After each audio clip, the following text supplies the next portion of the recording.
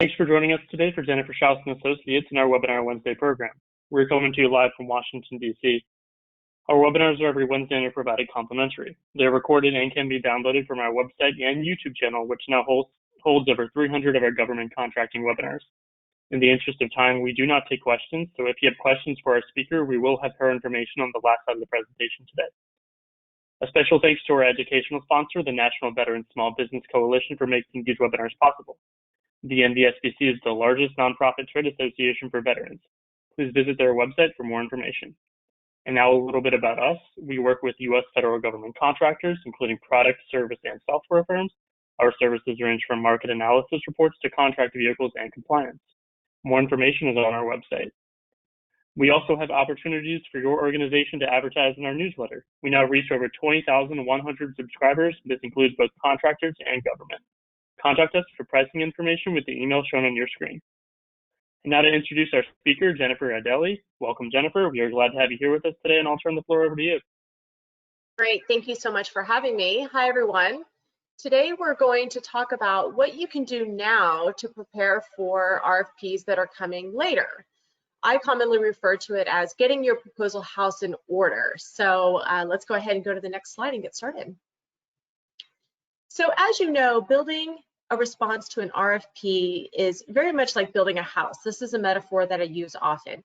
You can't just jump in and start digging a hole in the ground and putting up walls without having a design, a budget, blueprints, a vision. You need permits. You need to have spoken to your partner or your family about what is it that we want out of this dream home. And when the right opportunity comes to build that dream house in the right location, you want to be prepared. If you haven't already thought about what your budget is going to be like or gotten your financing approved, you're not going to be ready to jump on that opportunity. Responding to an RFP is exactly the same thing. And as we know, we don't always have the best data in terms of when an RFP is going to be released or when it's going to be extended or when a contract vehicle is going to be ready for renewal. You might even be asking yourself nowadays, with a lot of people working from home during coronavirus, what can my team do in between live contracts or live proposals to be ready for the next RFP? So we're going to talk about that today. Next slide.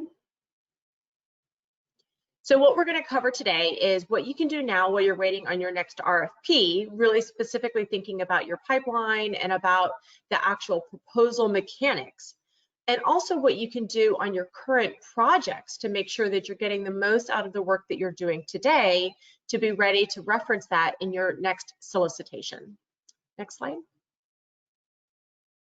Okay, so the first thing that often comes to mind when you're thinking about getting organized for your next proposal is all the proposal mechanics. And the first thing that people often think about is your proposal library.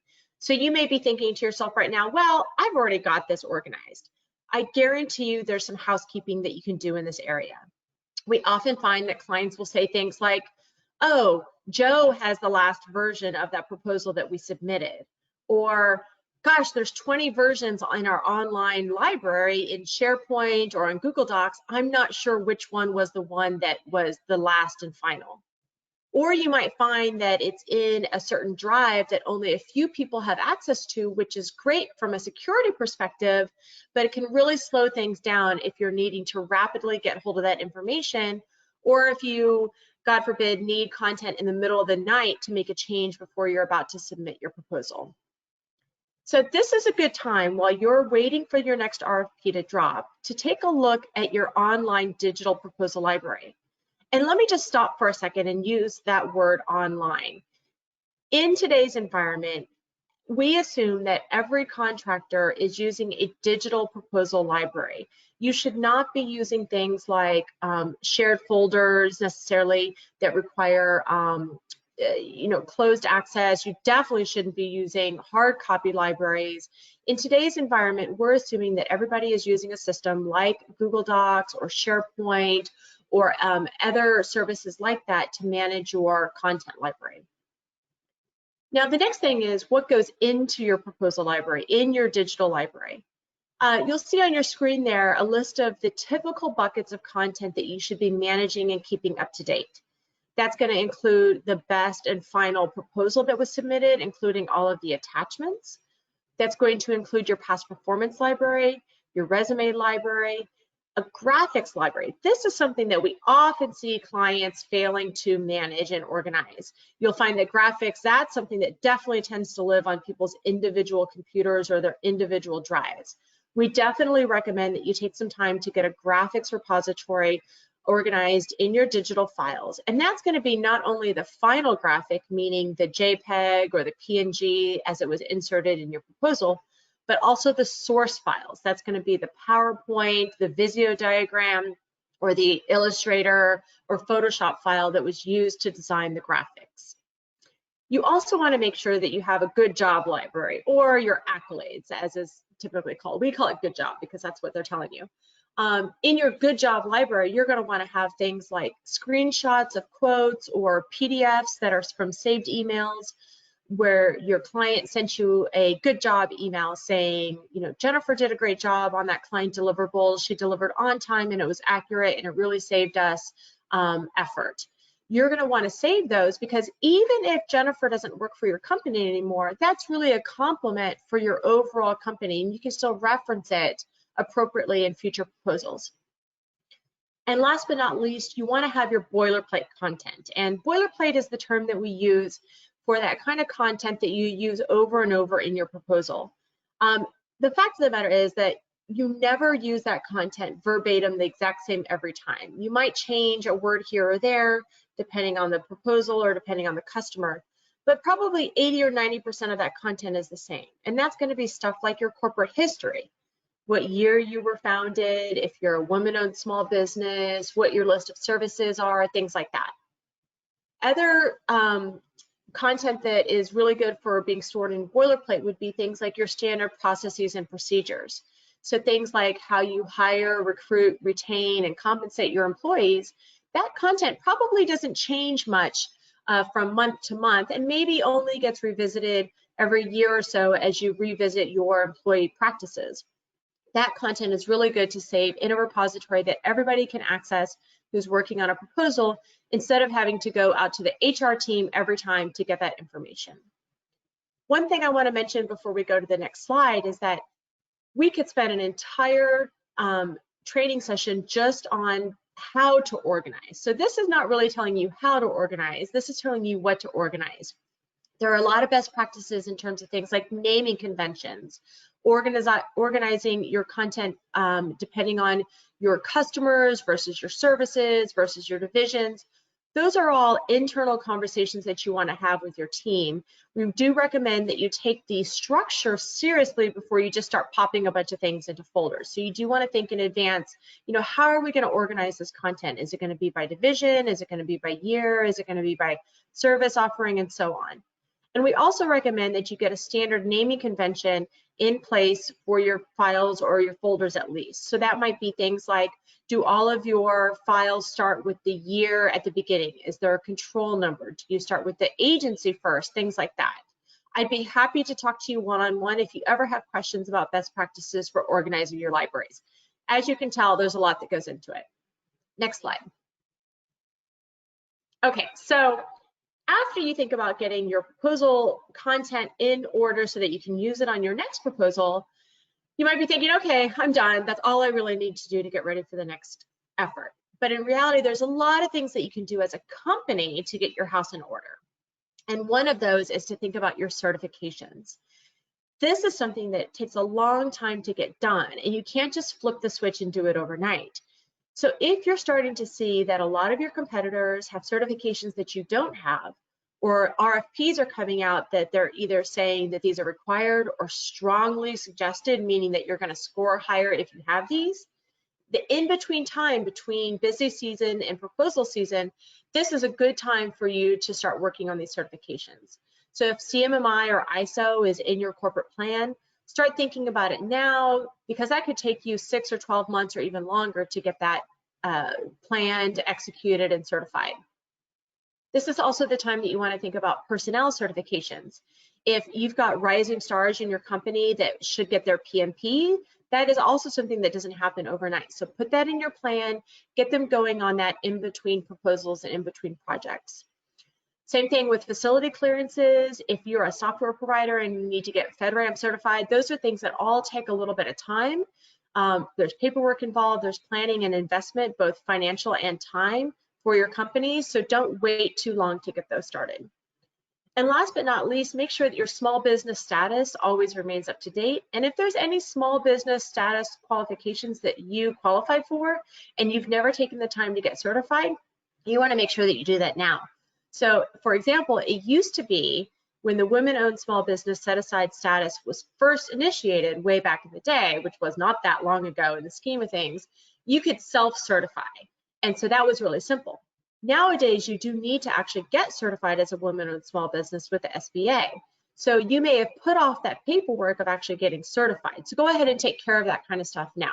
Same thing with the veteran-owned small business status and so on. Next slide. This is also a great time to use that time to get recognized.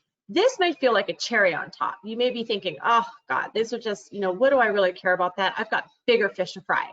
But the reality is that in your proposal, as well as a bunch of other reasons to do this, including things like attracting the best and brightest in the workforce, this is a great thing to do in between proposals to make sure that you're prepared to toot your own horn in your next solicitation. Some examples are on the screen here, especially for companies that are located in the Washington, D.C. region. But if you're outside of the Washington, D.C. region, you want to look around your own hometown for opportunities to get recognized. These would be things like Best Places to Work awards. In the DC region, Washingtonian Magazine is one of those, gives awards for the best places to work, and government contractors often cite that in their proposals or on their website to make sure that they're attracting the best and brightest. You can also make sure that you're talking to your clients to get awards from your client. There's an example here how DHS gives what they call the Homeland Heroes Award every year. And one of those awards is to the Small Business of the Year. But you can't get awarded if you don't ask to be recognized. There's examples of this in every agency and every division. We see those in all different shapes and sizes for women-owned small business and veteran-owned small business and so on. Large businesses can qualify for recognition from your clients as well. So if you know that your agency does something like that, don't be afraid to throw your hat in the ring and let them know that you'd be interested in getting recognized for your hard work. Another great recognition that a lot of companies overlook is the Inc. 5000. This seems like, oh, well, I'm a small business. There's no way I could get recognized by Inc. magazine as one of the fastest growing companies in the whole country. That just seems beyond something that's achievable. But in reality, the Inc. 5000 is actually a recognition for rate of growth. So if you went from 2 million to 5 million and you increased by 200%, you may qualify to be recognized in the Inc. 5000 fastest growing companies. And this is a simple application and some documentation that you submit to Inc. 5000 for that award. And that is very reputable. It's something that's really cool, again, on your website and in your proposal. So it's rate of growth, not dollar growth. And then finally, we always recommend that you look at your state and local Chamber of Commerce. So here I have examples of the State of Maryland Chamber of Commerce, as well as the Northern Virginia Chamber of Commerce. There is a statewide Chamber of Commerce as well, but in the DC region, the Northern Virginia chapter is quite active. So again, look at the Chamber of Commerce in your region, both for state and local, to get recognized in similar ways for fastest growth, best work, charitable giving, things like that. Next slide. And you'll also want to use this time to augment your proposal team. Now, this doesn't mean just train your existing proposal team, which is where we see a lot of companies use their time to focus. They think, okay, well, this would be a good time for me to get my proposal manager certified or get some extra training for my proposal writers. But what I'd like to suggest to you here is that this is actually a great time to augment your proposal team. So look across your company and identify those subject matter experts that can pitch in on the next proposal.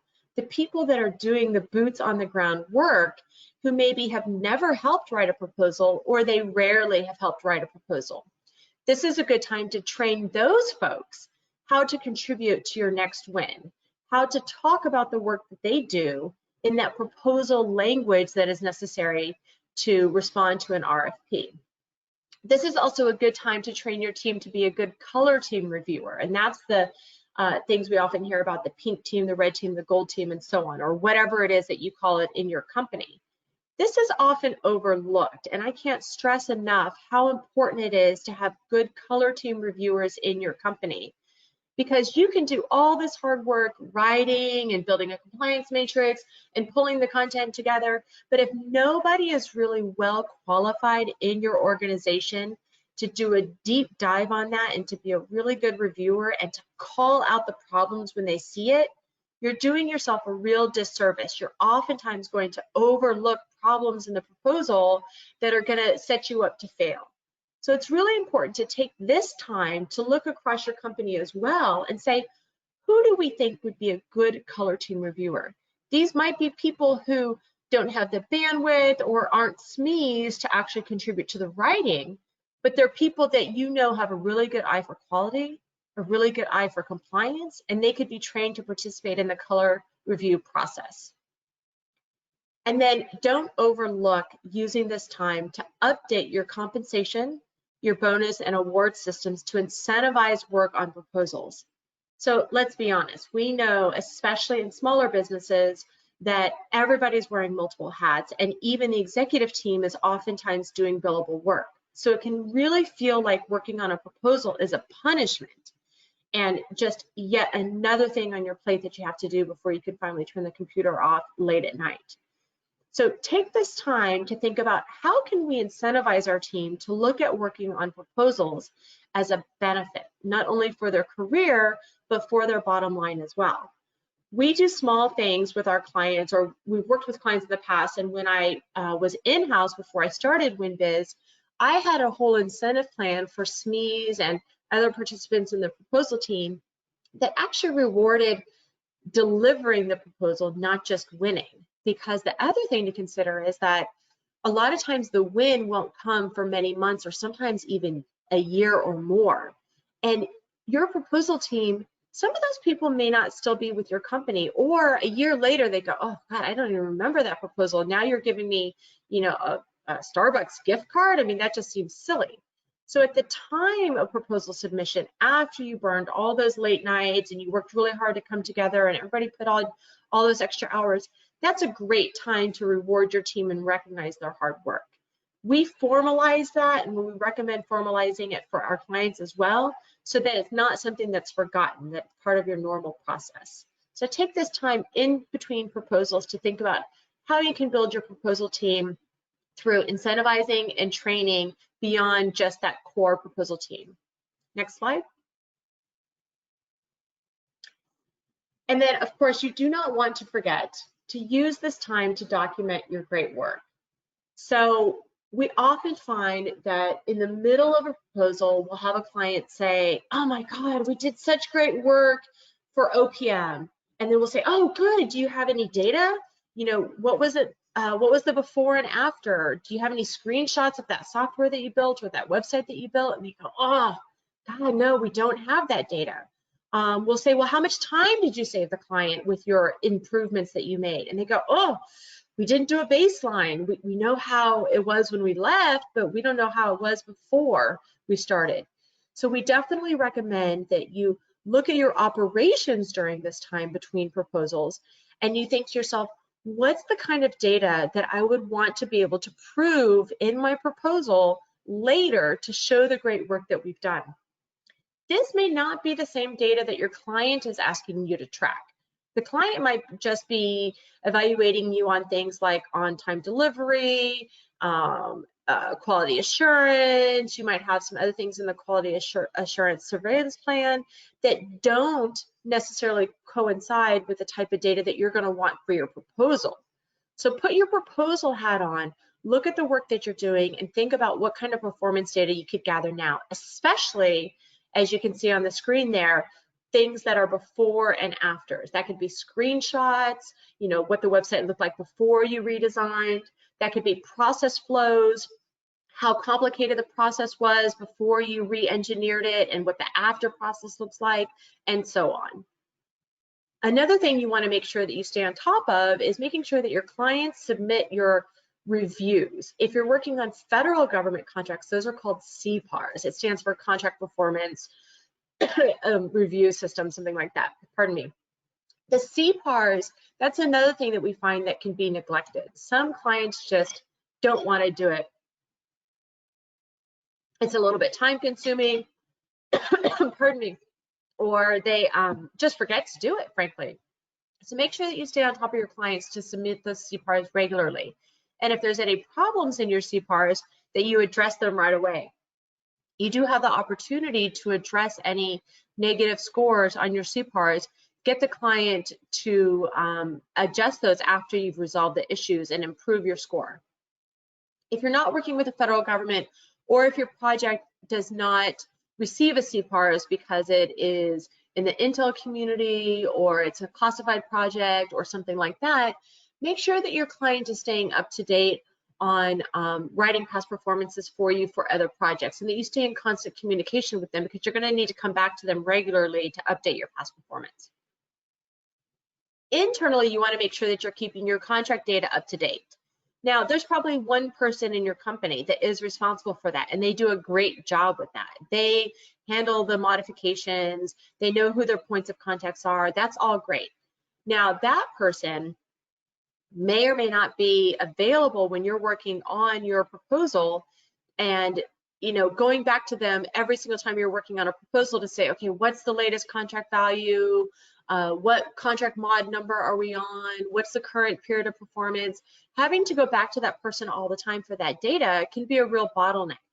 So we actually recommend that some of that data be kept in a central location that your proposal team, it can still be limited people on your proposal team, but make it more than one single point of failure that they can get access to that information quickly, so that when you're writing up your past performance projects for your proposal, you always have the latest, greatest information. Another thing with contract data that you want to keep up to date is not just the contract data itself, things like modifications and budget, but also performance data, things like how many FTEs do we have on that? How many locations are we working at? What statement of work areas have we performed in? Which ones have we not performed in? Things like that. You also want to make sure to keep your team resumes up to date. And I know, keeping resumes up to date is a real pain. Employees don't like to do it. It just feels really tedious. Oftentimes, it's left to something that is done annually at best, and sometimes it's only done less often than that. And but we actually recommend that your team keep their resumes up to date anytime you have a big milestone on their project. So if you have a subject matter expert working on a project and they just delivered the next implementation on a IT development project, they should add a bullet to their resume documenting that. If they've met some milestone or received their PMP, make sure that they take the time to update their resume at the time of that accomplishment and not later in the scramble of doing a proposal. What happens is that those resumes end up not getting up to date in the proposal, and then we're missing an opportunity to really show how your team shines. Another area to make sure that you're keeping up to date and available to your proposal team is to have your monthly status reports or weekly status reports available somewhere where you can pull out good nuggets of the accomplishments, as well as customer satisfaction surveys. Next slide. And of course, last but not least, you always want to use the time in between proposals to keep up to date on recruiting and retaining your employees. Now, you probably are continuously looking for new personnel for your current projects, but what we often see is that clients forget to be recruiting in anticipation of the proposals that you're working on. So don't forget that a lot of the proposals you're working on, they may require resumes to be submitted. Sometimes they need resumes for every single person. We just submitted one this week that had over 140 resumes, or they might need resumes just for key personnel. Well, you cannot pull 140 resumes out of a hat in 1 week. It's just really, really hard, really impossible, and it's not going to be high quality. So think about your proposal pipeline, look at your BD schedule, and then forecast out what labor categories you need to recruit for so that you can source those people in advance to include in your proposals. Likewise, make sure that you're maintaining employee satisfaction. and that your employees don't become targets for your competitors to recruit away, especially if you know that one of your projects is coming up for recompete. On the flip side, you're going to be doing that same thing as you're looking at incumbents on other contracts that you might be trying to unseat. So the short answer is that you always want to make sure that you're looking at your employees internally and also looking at people that you can hire externally for new projects. Next slide. So in short, we know that predicting RFPs is really, really hard to do when they're going to release. The client may say they're coming out next week, and then next week becomes next month, and next month becomes next quarter, and next thing you know, it's the end of 2020, and the RFP still hasn't dropped. So there's a healthy dose of guesswork. And in that time in between, you may be feeling like you're twiddling your thumbs, and you have no control over the process. What I want to leave you with today is that you do have control over what you can do with that time in between RFPs to maximize your chances of success, to keep your company, your team, and your content fresh and up to date. So you might be ready to win, but make sure that you're also prepared. Thank you so much, and feel free to reach out to me if you have any follow-up questions. Thank you, Jennifer, for a great presentation and sharing your time with us. And thank you to everyone who joined us. The recording will be on our website and YouTube channel within the next 24 hours. Please join us this Friday as we cover each part of the FAR, and join us next Wednesday for more hot topics in federal contracting.